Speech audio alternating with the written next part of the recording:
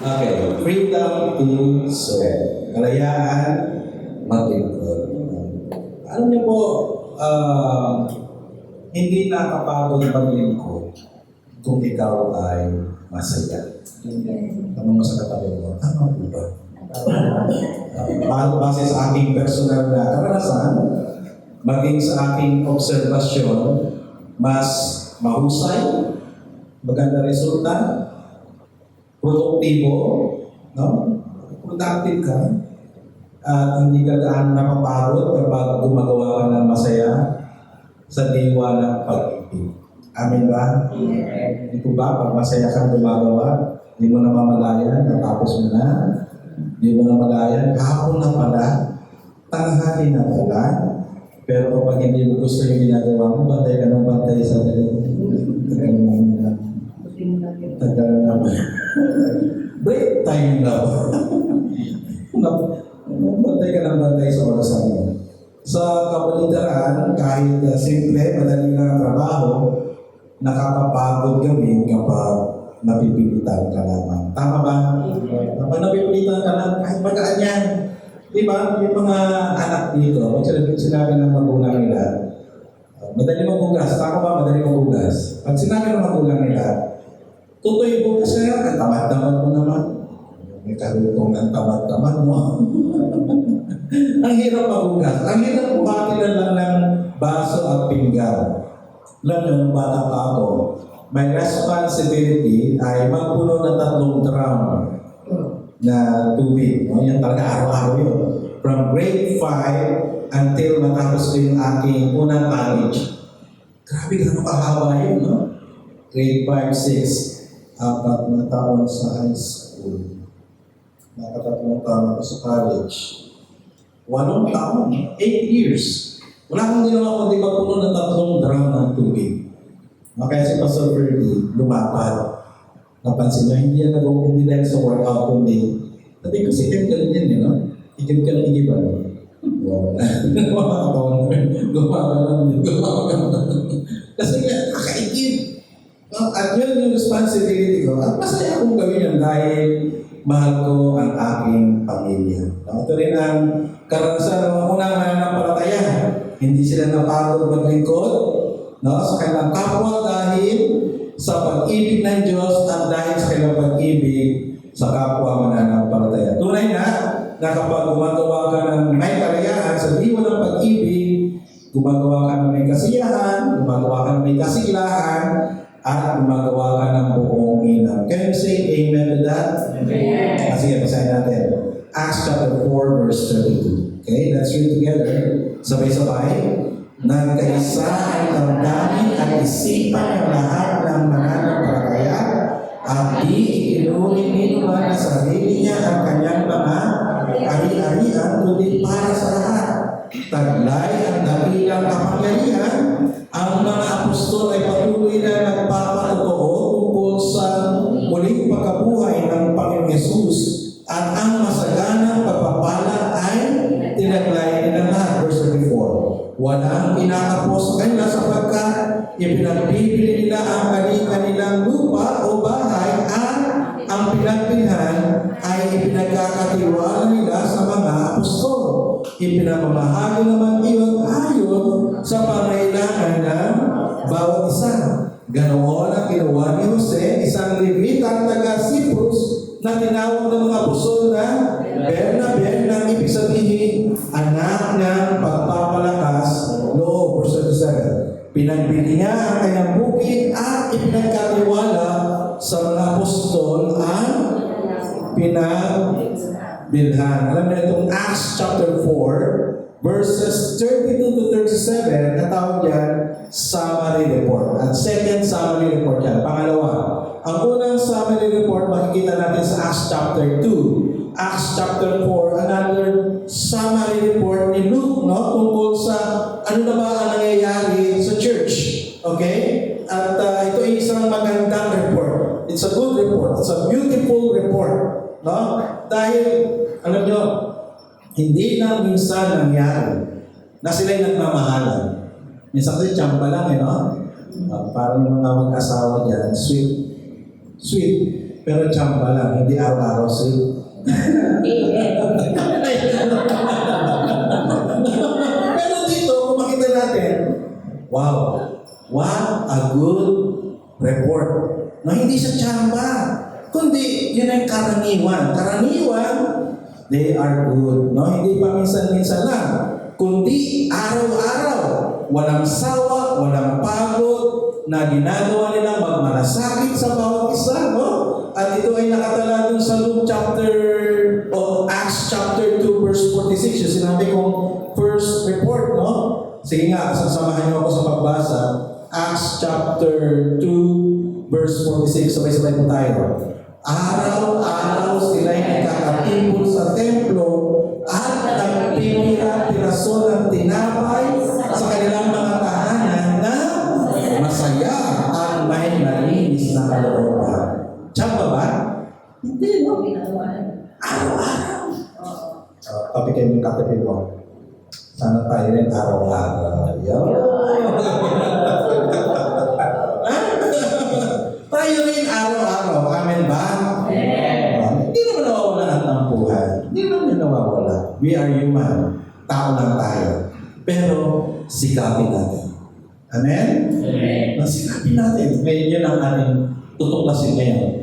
Ano ang sekreto ng masayang paglilingkod? Malayang paglilingkod sa bawat isa sa diwa ng pag-ibig. Ano kaya? Okay? So, ano kaya ang naging sekreto nila? Bakit kaya nila nagawang maglingkod sa isa't isa na may kagalakan ng very consistent? No? Kasi alam natin kahit gaano mabait ang tao, may limitasyon. Tama po ba? Kahit mabait ang tao. Sabi nga, sinagad po kasi may sagat. Mabait ang tao pero may hangganan. Hindi siya Diyos Di po ba? May hangganan. May limitasyon. Napapagod din. No? At itong church na nabanggit natin dito sa Acts, bakit kaya napagtagumpayan nila yung hangganan? Bakit kaya sila nakapag-second mile? Tawag na nakapag-second mile. Lumagpas sila doon sa kanilang kakayahan, no? Hindi kasi ito basta pwedeng gawin sa sariling lakas. No? Sariling bait. No? Itong katangian na ito ay katangian ng mga mananampalataya. At ano ang meron? Diba? Acts chapter 4 verse 32. Balikan natin. Acts chapter 4 verse 32. Let's read again. Sige nga, sabayan niyo ako. Nagkaisa ang damdamin at isipan ng lahat ng mananampalataya at di itinuri ni Numanan sarili niya ang kanyang ari-arian kundi para sa lahat. 33. Taglay ang dakilang kapangyarihan. Ang mga apostol ay patuloy na nagpapatuloy tungkol sa muling pagkabuhay ng Panginoon Jesus. At ang masaganang pagpapala ay tinaglay nila. Pero pala, merong tulong. No, sabi dito, meron silang taglay.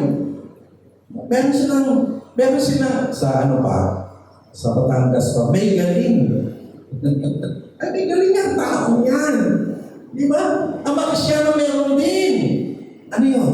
Kapangyarihan. Sabay-sabay sa dito, kapangyarihan. Kapangyarihan. Ano kaya yung kapangyarihan na yun? Alam nyo nga, sabi ko nga kanina, yung natural na tao, may limitasyon. Pero yung mga mananampalataya, mayroong taglay na kapangyarihan. Kaya ito yung sabi ni Jesus in Acts chapter 1 verse 8. Now let's read Acts 1:8 at ito yung mababasa natin. Sabay-sabay po. Subalit tatanggap kayo ng kapangyarihan pagbabasa niyo ng Espiritu Santo at kayo magiging mga saksi ko sa Jerusalem, sa Judea, sa Samaria, hanggang sa dulo ng daigdig. Yung pala, isa sa mga dahilan. One of the reasons is they have power. Meron silang kapangyarihan.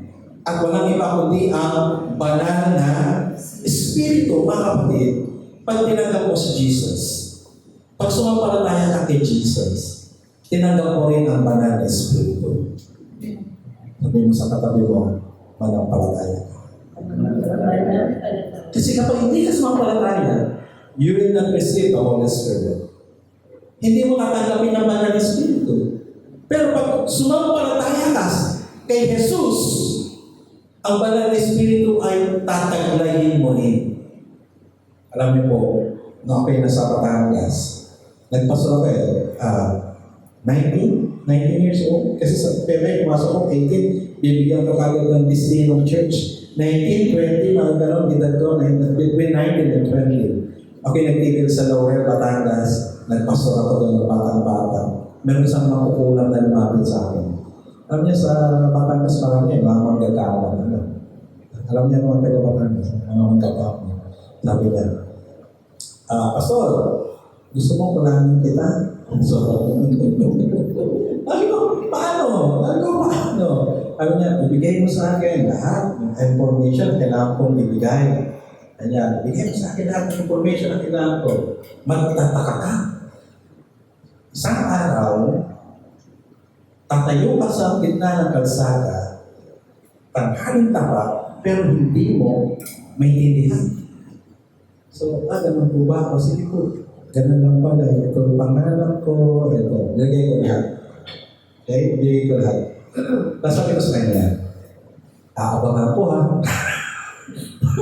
Aabangan po. Pero pag hindi, walang nangyari sa akin, ibig sabihin, mahina, yun na sa'yo. At mas makapangyarihan, yun na sa akin. Tama po ba? At dahil hindi wala nangyari, ipapakilala ko sa iyo kung sino yung nasa akin. Kung sino yung Diyos na sinasampalataya. Do we understand that? Naintindihan natin? Pag sumampalataya ka sa Diyos, ang banal na Espiritu, ang Diyos Espiritu, tatahan sa iyo. Amen? At ang mga mananampalataya, tinatahanan ng banal na Espiritu. Can you say amen to that? Amen. At ito yung pangako ni Jesus. Balikan natin Acts 1:8. Ang pangangkap kayo ng kapangyarihan sa pamagitan ng Espiritu Santo. Ito ang kanilang unang sikreto ng taglay nila, ang dakilang kapangyarihan, ang banal na Espiritu. Kaya kapag we claim na tayo ay Spirit-filled, dapat bumabalik ka. Tama po ba? Tingnan mo, katabi mo, puspos ka ba ng Espiritu? Ayan. Okay. Kapag ikaw ay puspos ng Espiritu, ang sabi doon, you will be filled, you will have the fruit of the Spirit, and that is love. Amen? Amen. Napag-puspos ng Espiritu Santo, isa yun, no? Isa yun kapag ang banal na Espiritu na nasa iyo at siya may control sa buhay mo, wala kang gagawa kundi magbunga ng pag-ibig. Okay? Kaya dapat pag-isip mo pa lang sa bata, you will ask the Holy Spirit. Holy Spirit, fill me. No? Banal na Espiritu, puspusin mo ako ng iyong kapangyarihan. Lahat ng bahagi ng buhay ko, kayo na po ang mag-control. Okay? Try nyo na.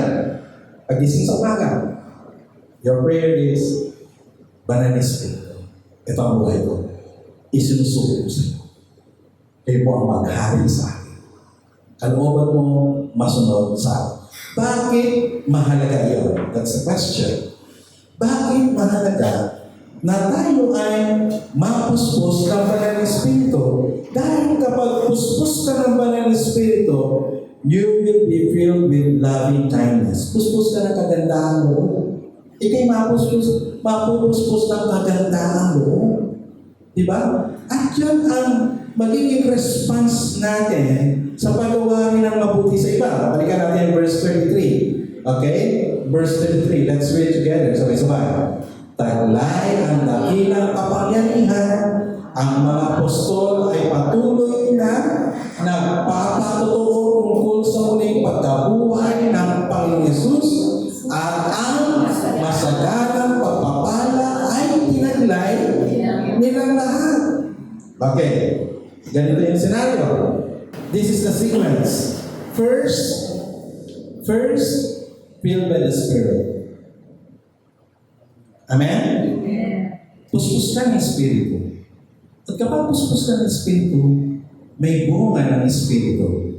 Sabihin natin sabay-sabay, pag-ibig. pag-ibig, kabutihan, kabutihan, kabaitan. kabaitan, Di ba? Marami yun. Kaamuan. Those are fruit of the Spirit. Kaya nga, pag ikipuspos ng kapangyarihan ng Banal na Espiritu, taglay mo rin ang masaganang pabor, masaganang grasya, masaganang kagandahang loob ng Diyos. Sabay-sabay tayo nagsabi ng Amen. Amen. Natugon lang tayo. Bakit ka umiibig? Dahil una kang inibig ng Diyos. Bakit ka nagpapatawad? Dahil una kang pinatawad ng Diyos. Amen? Bakit ka nagiging pagpapala sa iba? Dahil una kang pinagpala ng Diyos. Naintindihan natin? Yung mga nakaranas ng kapangyarihan, yung mga nakaranas ng gawa ng Diyos, ito ang mangyayari. Tataglayin nila ang masaganang grasya ng Diyos. Dito sa Filipino Standard Version, same verse, no? Ibang version lang, basahin natin. Let's read together. Sabay-sabay. Taglay ang dakilang kapangyarihan ng patotoo ang mga apostol tungkol sa muling pagkabuhay ng Panginoon Jesus at sumakanilang lahat ang dakilang pagpapala ng Diyos. Sumakanilang lahat. The whole church received the favor of God. Once you receive the favor of God, you will also share that favor to others. Wala kang ibibigay kung wala kang tatanggap. Hello?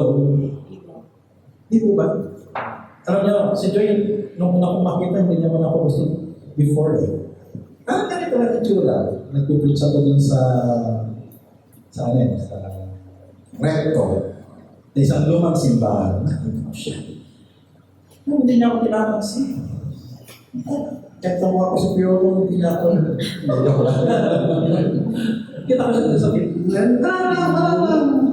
Hindi niya ako pinapansin. Pero alam niyo, when I prove my real intention, genuine intention, nag-respond siya. Hello? Tumugod siya.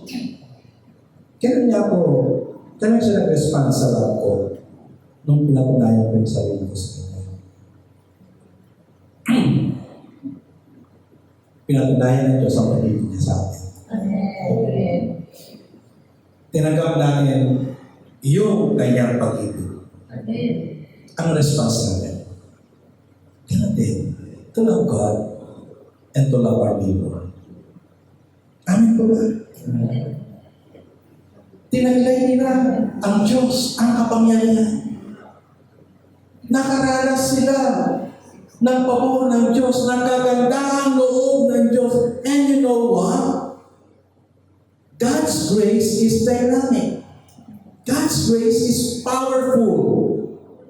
Ang biyaya ng Diyos ay makapangyarihan. You cannot contain that in your heart.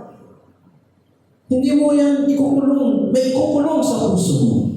Sa mga nakaranas ng pag-ibig ng Diyos, hindi niya kayang ikulong yan sa puso niya. Aapaw at aapaw yan at dadaloy sa iba. Kasi amen to that. Hindi ka makukontento sa sarili mo. At yun ang nangyari sa church. Pinuspos sila ng dakilang pagpapala ng Diyos. And what happened is, they shared this favor to each other.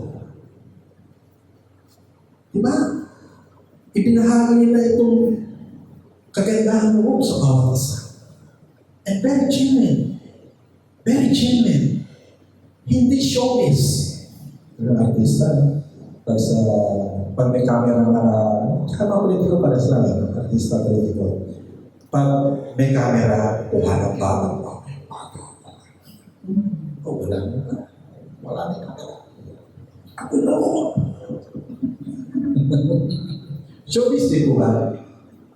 Pero those who experienced the love of God, those who were filled by His grace, yun din ang response natin. Anak ko ba? Kumbaga kung anong puno, yun ang bunga. Tama ko ba?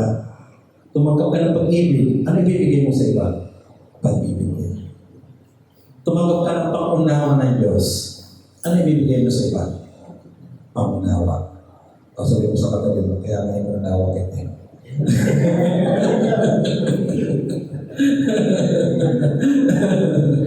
Hindi po ba? Response lang natin yun dahil una sa lahat sa Diyos galing ang grasya. Sa Diyos galing ang kagandahan loob at yun ay ibinabahagi lang natin sa iba. Ang ibig sabihin ng grace ay free gift. Libre. Libreng grasya, libreng regalo galing sa Diyos. At kapag nakaranas ang sino man ng libre, galing sa Diyos, ganoon din ang treatment niya sa iba. Di po ba? Pag nakaranas ka ng biyaya, diba? Kaya ako, gusto ko na umuha ang bakit. Brother Mark is so generous. No? He is so generous. Because he is also raised. He also received grace from God. Yung mga nakaranas ng grasya ng Diyos. The same thing ang kanilang response to share it. Ibahagi. Pero yung mga hindi nakaranas ng grasya ng Diyos, sasalihin lang nila. Kakanyahin lang nila. No? Kakanyahin lang nila. Pero yung mga nakaranas ng free gift from God, willing sila to share it to others. Kaya nga, ang mga mananampalataya, hindi natin numero sa kanilang kilos o paglilingkod. Diba? Hindi na. Hindi na sila din numero. O gawin mo yan, saka lang gagawin. O gawin mo yan, saka lang gagawin. Kundi, meron gagawin, gawin mo na. Diba? Meron pa ba? Meron pa gagawin? Sige po, meron pa gagawin. Diba? At hindi mo na rin 8 oras ako dapat, 8 oras din ang bigay mo sa akin. Dapat tatrabaho ako ng 10 hours, 8 ang bigay mo sa akin. Hindi ka, you know that.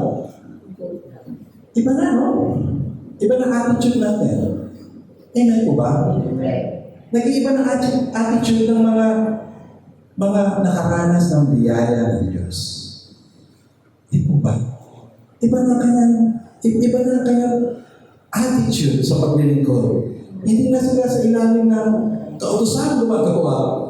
Ang paglilingkod ng bawat isa ay nasa ilalim na ng kagandahang loob ng Diyos. Ito ang dahilan kung bakit sila hindi na pinag-uusapan kung tithes, no? Magkakwenta pa ng calculator tithes pa to or offering. Hindi na no? Kasi ang nangyari, when they experience the grace of God, isa doon si Barnabas na nakaranas ng biyaya ng Diyos, tinaglay niya ang kagandahang loob ng Diyos. Ano nangyari? Buong kakayahan na ibigay niya, verse 34. Let's read together. Sabay-sabay. Walang inatapos sa kanila sapagkat pinagbibili nila ang kanilang lupa o bahay at ang pinagbilhan ay pinagkakatiwala nila sa mga apostol. Ipinamahagi naman iyon sa pangailangan ng bawat isa. Next, ganon din ang ginawa ni Jose na isang taga-Levitas taga-Cyprus na tinawag ng mga apostol na Bernabe na ibig sabihin anak ng pagpapalakas do, verse 27, last verse. Ipinagbili niya ang kanyang bukid at ipinag-atiwala sa mga apostol na pinagbilan.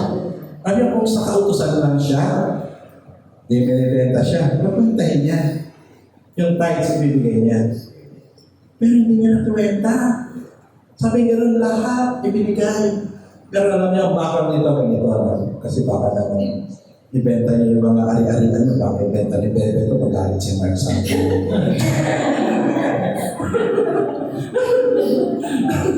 Ang bakal naman ni Bernabe, ganito. Okay? Galing siyang Cyprus. Na-born again siya sa Jerusalem during the Pentecost. Ang sabi niya, hindi na ako babalik ng Cyprus. Full-time na ako sa mission. Anong gagawin ko sa property ko sa Cyprus? Kaya kumantama na siya. I have decided to follow Jesus. I have decided to follow Jesus. I have decided to follow Jesus. No turning back, no turning back. O pagkakanta niya, no turning back. O benta na, wala akong babalikan doon. Ano gagawin niya sa pera niya? Binigay niya sa mga apostol. Lahat. Hindi lang tithes. Lahat. Binigay niya. Grabing biyaya na tanggap niya sa Lord. Kaya grabe din ang sagana ng pagkakaloob sa gawain ng Panginoon. Do you understand that? Kaya nga nagre-response ng tao. Kung tumanggap ka ng biyaya, magbigay ka rin ng biyaya. Kaya reflection ng ating naranasang biyaya o kagandahang loob ng Diyos ang ating paraan ng paglilingkod at pagmamalasakit sa tao. At hindi ka na pagod, Pastor Ferdy. You're almost serving the Lord for bagulat kayo, no? 35 years na. Nasa Pastor naglilingkod. Haba-haba niya parang naglilingkod sa Panginoon. They're not tired doing that. Biyaya lang ng Panginoon. Amen? Bakit ang biyaya? Sarili? Hindi. Siguro, sabihin ko, mag-abroad na lang, or at iba pang dapat gawin pang sarili. Naintindihan natin yan? But because of God's grace. Because of His grace, kaya tayo nakapaglilingkod. Amen po ba? Kaya tayo nakagagawa. Ito yung nawa yung ating prayer. Mga kapatid, ito sana ang ating prayer. No?